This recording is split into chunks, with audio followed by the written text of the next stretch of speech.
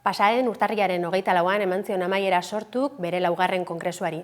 Bertan izendatu zuten nazio idazkaritza berria, Xabi Iraola buru duena, eta gaurkoan 11ako platoan daukagu Sortuko koordinatzaile orokor berria.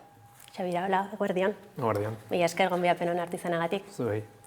Esan bezala, 2 aste pasatxo, Sorturen laugarren kongresuaren amaiera horretatik, zer nolako balorazioa egiten duzue prozesu horren inguruan? Balorazio positiboa, esango nuke ez. Guke hasi-hasiatik gure buruari erronka modura jarri genion, ez? Alderdietako kongresuek ohikoa duten, ez? Izaera formal hortatik haratago gogo eta prozesu kolektibo bat egitea. Eta balorazio positiboa nion horregatik, ez? Iruditzen zaigulako horixe izan dela kongresu hau, hasieratik eta amaierara, oinarrizko proposamen batekin hasi ginen. Gerora, 150 batzarretatik gora egin ditugu, 2000 personatik gora parte hartu dute prozesu horretan guztian, eta azkenean, jende, ez, omitante horiek guztiek egindako ekarpenen bidez edo, hasierako proposamen hori osatzen eta zabaltzen eta aberasten joan gara, eta esan bezala, emaitza azkenean osatze prozesu horren emaitza izan den hori, zerbait metakorra izan da, arian jendeak egindako ekarpenen bidez osatzen joan garena, eta zentzortan gogo eta prozesu gisa, uste dugu indarturik, pozik eta indartsu atera garela. Aldaketak sumatuko ditugu etapa berri honetan Sortun aurrekoarekin alderatuta edo zeintzuk izango dira ardatz edo lanildo nagusiak?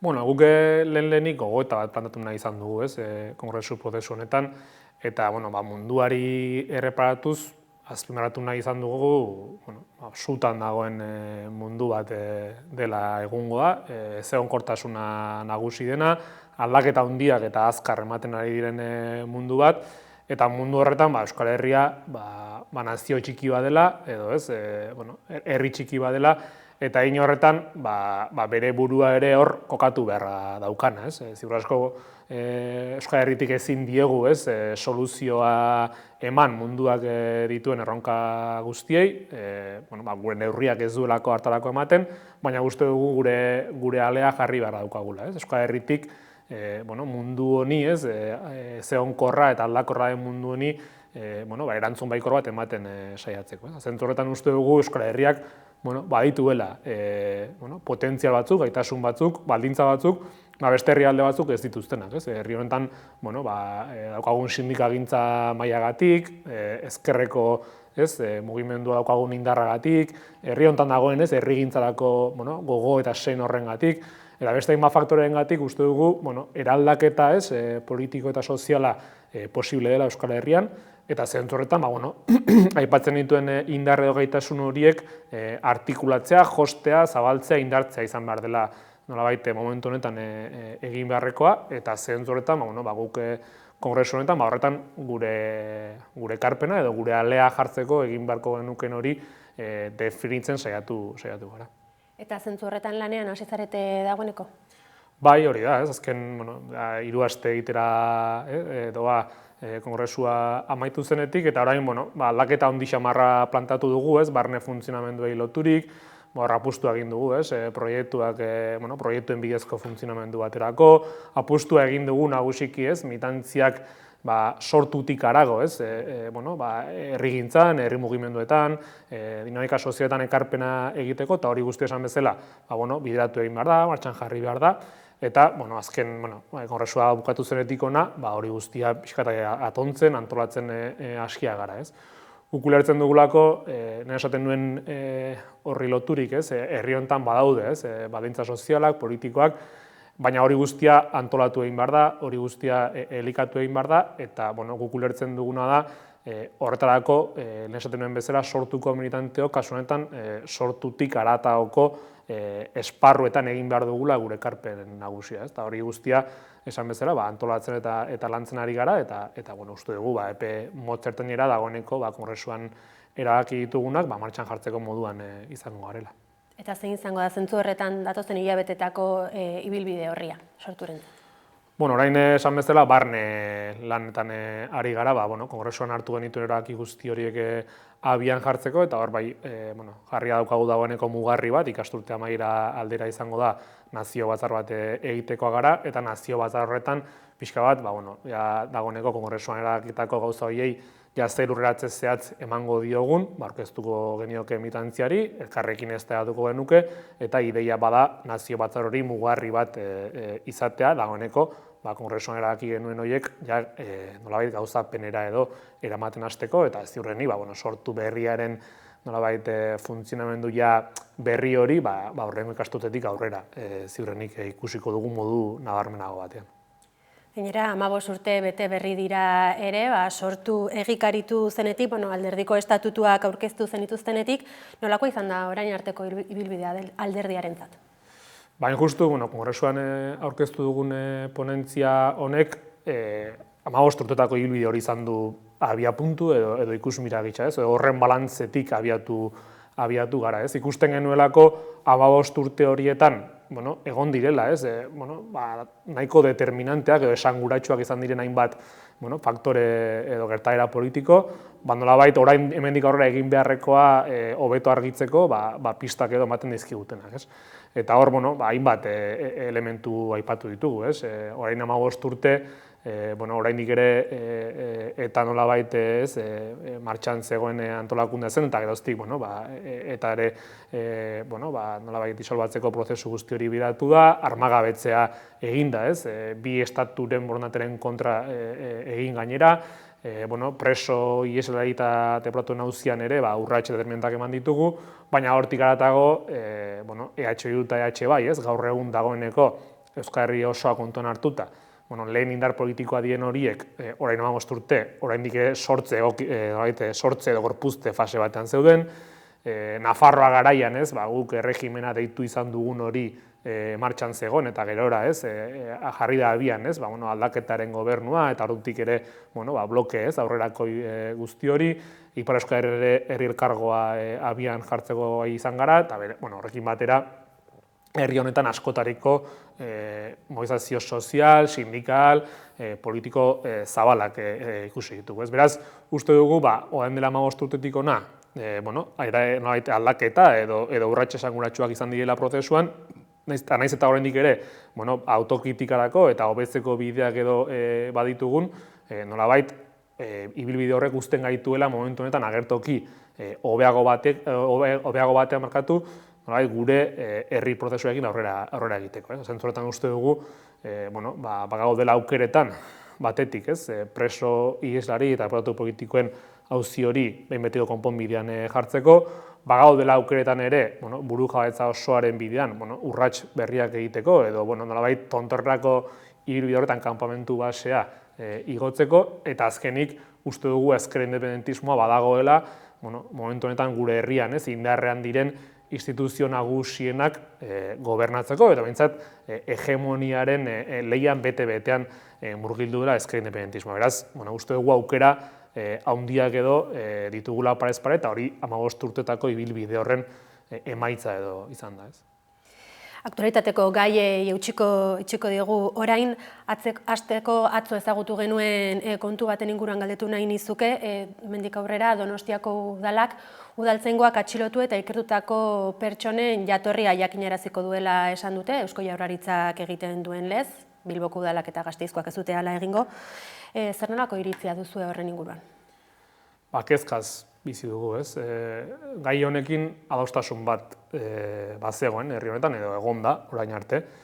EAJ adostasun horren parte zen, eta azken hilabete hauetan adostasun hori apurtu egin dute, Gainera, zuk ondo esan duzun bezala, partzialki apurtu dute, ze beraien artean ere ez daude ados, Donostian gauza bat erabaki dute, eta Bilbon aldiz beste gauza bat, Baina beraien gobernu aliatu den PSek beste iritzi badauka, beraz, bide hori egin dute, eta ez dakigu oso ondo zertarako edo zer bilatzen duten horrekin, Ze ez dugu uste, delitu egileen jatorria publiko egiteak ez biktimari mesede egiten dionik, ez delituak gutxitzeari mesede egiten dionik.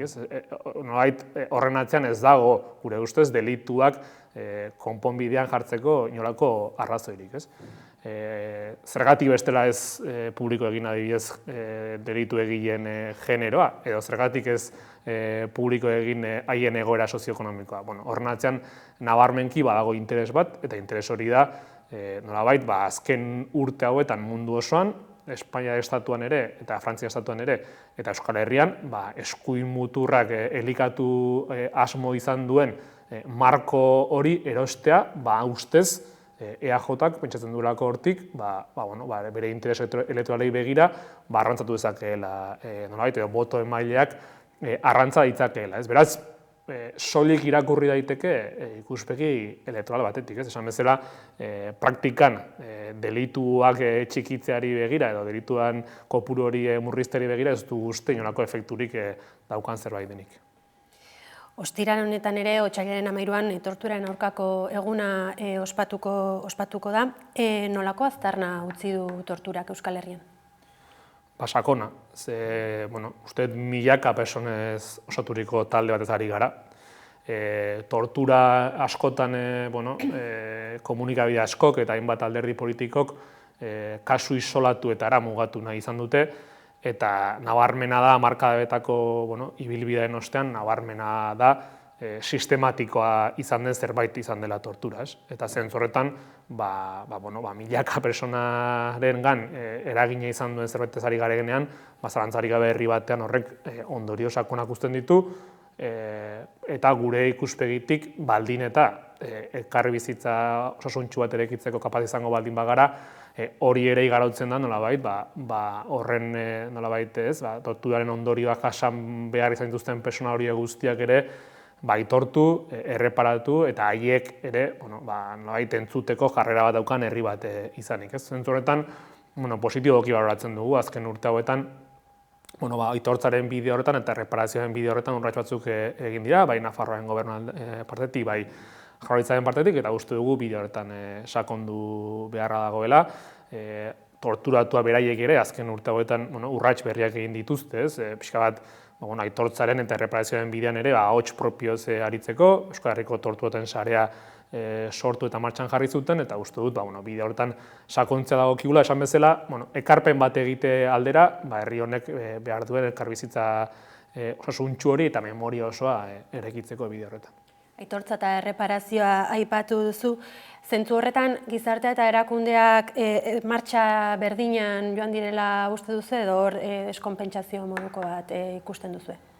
Ziurrenik, bai. Ziurrenik ez da, deskonpentsazio moduko bat egonda, ez? Eta ziur asko herri bulkada horrek edo, ez? Gaineratu izan du modu nolabait irmoago batean torturaren auzia, ez? Edozein kasutan uste dut balioan jarri behar dela, ez? Esaten nuen hori, ez? Azken urte hauetan, urtetako isiluraren ostean, bai Nafarroako gobernua, bai Eusko Jaurlaritzak, urrats berriak egin dituen bide horretan, eta uste dugu hori dela bidea. Hori dela bidea, behar dutela torturatuek, ez? Beraien ahots propioz, beraien esperientzia, beraien bizipenak maigaineratu, eta aldi berean, aitortza instituzional hori ere garrantzitsua dela, nolabait, horrek ere maigaineratzen duelako, realidade hori esaturen bezala zerbait estrukturala izan dela, eta herri honen historian parte denean, instituzioak ere aitortza funtsezkoa delako. Memoria ere izpide izanik, biktimei lotuta ere, martxoaren 3ko sarraskiaren 50. urte hurrenaren atarian gaude, mende erdi geroago nola aplikatzen dugu memoria edo memoria demokratikoa halako gertakarien aurrean? Gizarte gisa esan nahi. Beste hainbeste esango nuke, ez? Uste dut, herri honetan hainbat gertakari hitz egiten dugunean zoritxarrez ikusi ahal izan dugu instituzioen partetik jarrera ezkorra izan dela, estatuan nahiko epela izan dela, eta zoritxarrez edo zorionez aldi berean esango nuke herri mugimendutik, herrigintzatik, herritarrak antolatuz eraiki izan dugula memoria hori, ez da, Martxoaren 3ko kasua horren adibide nahiko nabarmena da, ez, Martxoaren 3ko memoria karteak urte askotan zehar eta sindikatuen laguntzaz, Martxoaren 3a bera, biakatu dutelako memoria egun bat, eta hortik garatako biakatu dutela, esango nuke, borroka edo aldarrikapen egun bat ere, ez. Uste dut Martxoaren 3a urtero berezti ezaten dela, Gasteiztarrentzat batez ere, baina Euskal Herri osoan ere bai, Eta zentzu horretan aurtengoa, 51. urte horrena izanik, esango nuke are bereziagoa izango dela, gu ere bertan izango gara, beste bilakarritarekin batera, eta uste dugu, esan bezala, bi gauza horiek egin behar ditugula. Batetik memorian eraikuntzan ekarpena egin, eta duela 50 urte, gertatu zen horren memoria berritu eta belaunaldi berriai transmititu, baina batez ere borrokarako sen hori, kasu honetan borroka sindikalerako edo langile borrokarako sen hori ere transmititu belaunaldi berriei, ze hor badaukagu, nolabait adibide on bat, nolabait borrokatuz eta antolatuz, eutsi diola herri honek gaur egun dituen eskubide, askatasun eta duintasunari, eta uste dugu etorkizunan ere hala izango dela. Euskarari ere erreparatu nahi genioke elkarrizketa honetan, epaitegiek hizkuntza eskakizunen aurka egin dute hainbatetan, azkena urtarriaren amaieran Donostiako bi teknikari posturen harira, ez dakit zer nolako iritzia plazaratu dezakezu nolako gertakarien aurrean? Uste dugu, pixka bat distantzia hartu beharra dagoela eta fokoa altxa beharra dagoela, bestela uste dugu hori, etengabeko sententzien nolabait xirimiri horretan ere galdu dezakegulako perspektiba. Guke askotan esan izan dugu euskararen eta euskaldunen kontra bizi dugun oldarraldi hori juridikoa dela, baina batez ere politikoa eta ideologikoa dela. Alegia, badagoela, olatu bat, kasu honetan gainera, zoritxarrez Hego Euskarriaz ari garela, ezker zein eskuineko nolabait alderdi, sindikatu, iritzi egile, komunikabideen aldetik aurrera ematen ari dena, eta azken batean egiten duena, edo lortu nahi duena badela nolabait kasu honetan zapaldua, euskara edo euskalduna, kasu honetan zapaltzaile bilakatu eta alderantziz. Uste dugu hori badela esan bezala operazio politiko-ideologiko bat, helburu duena mendetan zehar bi estatuek izan duten hori bera, euskara eta euskaldunok desagradarazteaz. Zentzu horretan, uste dugu, azken urte hauetan eta hilabete hauetan nahi bada modu intensoago batez, euskalgintzak planteatu izan duen hori dela bidea. Behar dela pizkunde bat, behar dela euskaldunok, euskaltzaleok ere berriro ere indarra hartzea eta nolabait egoerari aurre egitea. Baina aurre egitetik haratago joan beharra daukagula uste dugu. Kontua ez delako esan bezala epai bati edo beste tirantzutea, baizik eta momentu honetan euskarak aurrera egin dezan eta euskaldunok gure eskubideak bermatuak izan ditzagun behar diren hizkuntza politikak egitea. Uste dugu hor, batez ere gobernu ez ari garela, askoz ere gehiago egiteko aukera daukagula. Dagoeneko EAEko parlamentuan irekita dago, enplegu publikoan inguruko eztabaida bat, baina hortik dago esan bezala beharrezkoa da hizkuntza politika bere osoan, integralean eremu guztiei erantzungo dien hizkuntza politika aplikatzea, euskaldunon eskubideak bermatuko dituena, baina hortik haratago euskaldunok euskaraz bizitzeko beharrezkoa ditugun oinarri gutxieneko horiek bermatuko dituena. Hizkuntza politika hori zen bidea joan beharko litzateke, hau da, orain martxan dagoena ikusita, zein beste pausa eman beharko lirateke? Asko, esango nuke eremu guztiek behar dutela berrikuspen bat.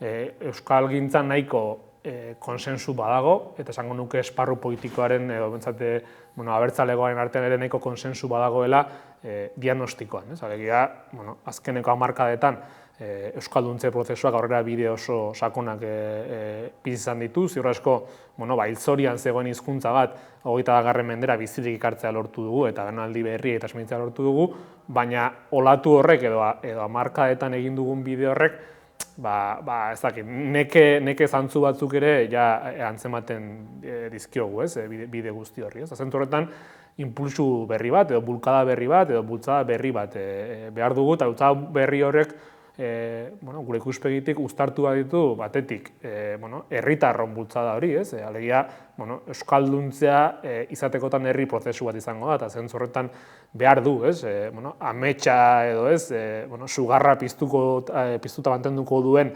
herri mugimendua edo ez, herritar mugimendua, baina esan bezala behar ditu baliabide instituzionalak ere, bai, ez? Eta zentzu horretan esaten norabidean eremu guztietan behar ditugu hizkuntza politika berriak aplikatu, ez? Nabarmena hezkuntzaren eremuan zer egina badaukagula, aisialdian eremua erronka handi badaukagu, azkeneko urte hauetan, ez, gehitu zaio horri, adibidez, digitalizazioaren eremua, ez, erronka berri bat bada, ez, nola egiten dugun euskararen eremu hortan kokatzeko, lan mundua ere bada beste erronka bat, hainbat eremu daude, eta horietako bakoitzari begirako nolabait hizkuntza politika espezifikoak martxan jarri behar dago. Osasunari dagokionez, zehazki iraungitako txertoen aferari buruz galdetu nahi nizuke, Osakidetzan azaldu diren kasuei buruz. Egoera egoki kudeatzen ari dela uste duzue, eta badago erantzukizuna norena den jakiterik momentu honetan, edo erantzukizuna eskatzerik? Nik zorionez edo zoritxarrez inguruan izan ditut, bai euren seme-alabak, txerto horiek jaso ote dituzten, kezka izan duten gurasoak, eta baditut ere Osakidetzako profesionala diren personak, ez? Eta bai kasu batean, bai beste batean, uste dut haiek izan direla, guzti honen nolabait eragin kaltegarriak edo bizi izan dituzten personak, ez? Desprestigio bat, kezka bizi izan dutelako, ez? Eta zentzu horretan uste dugu urtetan, ez, Osakidetzan inolako arazorik egon ez dela, nolabait onartu edo esan ostean, nolabait edo tesi hori mantendu ostean, hauteskunde autonomikoetan ikusi genuela lehenengo aldiz, kasu honetan EAJ onartzen, Osakidetzan bazegoela arazo bat, ez? Baina geroztik uste dugu aritu direla, urtebete honetan aritu direla edo indar gehiago jarri dutela kasik, nolabait Osakidetza ondo dagoenaren gaineko erlato bat eraikitzeko, benetan Osakidetzak behar dituen politika horiek egitean baino, ez? Eta zentzu horretan uste dugu gai honekin ere antzerako bidetik jo dutela, ez? Benetan honen atzean dagoen sakontasun guztia ikertu beharrean eta horren inguruko argipenak herritarrei zuzenean eskaini beharrean, nolabait kapitulua lehenbailen izteko joera bat izan dutela, ez? Gainetik kendu nahi izan balute bezala gaia, benetan gaiari sakontasunez heldu beharrean, ez? Era ondorioz, joan gara, ez, asteak igaroala edo egunak igaroala kasu berriak ezagutzen, batzuk iazkoak, beste batzuk 3-4 urte atzera ere eman dienak, ez?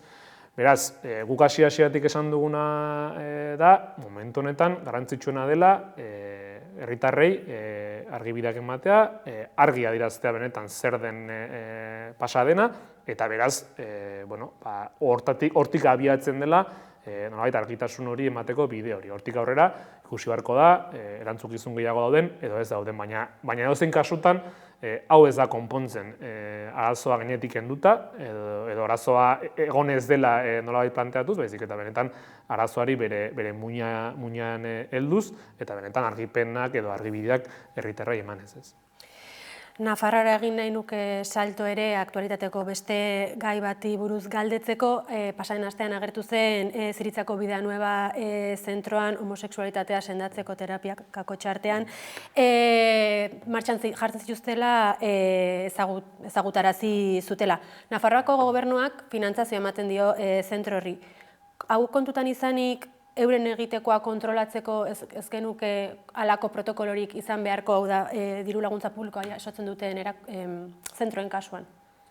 Bai, ziurrenik badago eremu honetan ere zer egin beharra, ez nik uste dut instituzio publikoak badaudela, esaten den norabidean, persona guztion duintasuna, persona guztion eskubideak eta persona guztion askatasunak bermatzeko, ez? Eta zentzu horretan horiek nolabait bermatzen ez dituzten elkarteekiko, nik uste politika zorrotzak izan behar direla eta gai izan behar gehala, zuk esaten zen norabidean, nolabait horiekiko bide horiek mozteko eta zentzu horretan beraikiko jarrera askoz ere tinkoago izateko.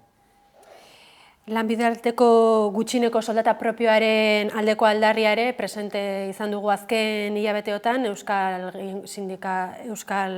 gehiengo sindikala hortan aritu da. Zergatik uste duzue beharko genukeela gutxineko ordainsari propioa hego Euskal Herrian eta zein baldintzatan izan beharko litzateke, zenbatekoa eta abar? Bueno, okerrez banago, sindikatuek kasu honetan adostasun bat planteatu dute, eta kasu honetan 1500 gutxieneko soldata planteatu dute, nahiz eta Europako Karta Sozialari jarraiki, nolabait 1600erako inokoa ere izan zitekeen, baina 1500 planteatu dute, hain zuzen ere ulertzen dutelako, benetan adostasun batea iristeko, kasu honetan kopuru hori izan daitekeela adostasunerako kopuru egoki bat. Esan nahiko nuke, 1500etik bera gaur egun 3000 langiletik gorak nolabait kobratzen dute, eta beraz, herritar kopuru handi bat ez ari garela, beraz, eragin handia izan dezakeen zerbait ez ari garela. Eta horren aurrean, salagarria iruditzen zait, bai Confebaskek eta Zenek, bai Jaurlaritzak eta Nafarroako gobernuak izan duten jarrera, sindikatuek gaia planteatu izan dutelako, herri ekimen legegileak ere planteatu direlako, eta nolabait bai gobernuen partetik, bai patronalen partetik, erantzunik ez delako jaso. Beraz, kontestu horretan, esan bezala, izan dezakeen eraginagatik, 1000 langilerengan izan dezakeen eraginagatik, eta edozein kasutan, kopuru bat jarrita, nolabait denontzako ere, adostasun batea iristeko modukoa izateko kopuru batekin, uste dugu badela, esan bezala, aintzatatu beharreko zerbait, kasu honetan, bai patronala, bai bi gobernuek kontuan hartu beharko luketen zerbait, eta zentzorretan, greba orokorra ditua dago, greba orokor hori gertatuko da, hurrengo aste hauetan, baina hortik haratago, greba orokorren ostean ere, uste dut denon artean edo parte guztiek eseri beharra daukatela, eta denon ardura dela, bai instituzioena, bai patronalena, bai sindikatuena, kasu honetan, nolabait horri soluzio bidaten batea. Azken galdera baterako tartea dugu, ziklo politiko berria hasiko da nolabait datorren urtean, hauteskunde sorta berria. Horri begira, hori kontutan hartuta, nola egingo dio aurre sortuk aro politiko edo etapa politiko berri horri? Lehen esaten duen norabide horretan, guk uste dugu gure ekarpena badela, gure honena kasu honetan, sortuko militantea gara, gudako izan dezakegun nolabait eskaintzarik honena, herri honen zerbitzura jarriz. Guk ulertzen dugu herri honen taupada nolabait bizia edo taupada askatzailea sortutik arata dagoela, herri dinamiketan, herri mugimenduetan, EH Bildun eta EH Bain ere bai noski, eta zentroetan uste dugu gure ekarpen nagusiena eremu horietan guztietan egin beharra daukagula, edo eremu guztietan parte hartuz egin beharra daukagula. Eta horren urtean abiatuko den hauteskunde zikloari begira, esango nuke lehenik eta behin urrengo hilabetean ditugula, Ipar Euskal Herrian herrikotxetako hauteskundeak, eta zentroetan hor hautagaitza abertzale eta ezkertiarrak indartu beharreko zerbait direla, eta guk apustu garbia egiten dugu orden alde, eta Hego Euskal Herrian kasuan, urrengo urtean hasiko den hauteskunde ziklo horri begira, uste dugu EH Bildu indartzeko momentu bat dela, azkeneko urte hauetan, herritarren geroz eta babes handiagoa jaso duen espazio mugimendu politiko bat da EH Bildu, uste duguna herri honentzako eskaintza onena daukana, bai herri honen askatasunerako bide horretan tresna nagusiena izan daitekelako, bai herritarren gehiengoaren nolabait bizi baldintza duinak bermatzeko egin beharreko politika publiko horiek egiteko tresna direlako, eta zentzorretan hurrengo hauteskunde ziklo horri begira sortu horien parte, EH Bildu eta EH Bairen parte izanez, eta ekarpena eginez, sustatuko dugu esan bezala, bi tresna hauek ahalik eta emaitza honenak izaten markatu, eta hortik ere, esan bezala, herritarren gehiengoarentzat mesedegarriak izango dien politikak egiten joan gaitezen. Gaurkoan hitz hauekin hemen utziko dugu elkarrizketa, Xabi Iraola, mila esker Hamaikara etorri izanagatik. Mila esker zuri.